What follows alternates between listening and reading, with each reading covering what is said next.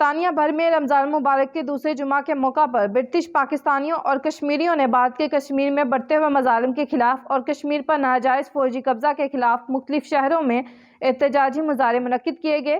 راجہ فہیم کیانی صدر تحریک کشمیر برطانیہ، تحریک کشمیر برطانیہ کے مرکزی قائدین محمد شبیر چودھری اللہ دتا، اعظم فاروق چودھری محمد زیارت اور محمد جاوید خان نے اپنے خیالات کا اظہار کرتے ہوئے کہا کہ بھارت اپنے فوجی جبر سے کشمیریوں کے حوصلے پست نہیں کر سکتا اور کشمیری کسی طور پر اپنے پیدائشی حق خود ارادیت سے دستبردار نہیں ہو سکتے جب تک بھارتی مقبوضہ کشمیر سے آخری فوجی نہیں نکلتا۔ اس وقت تک بھارتی قبضہ کے خلاف جدوجہد جاری رکھیں۔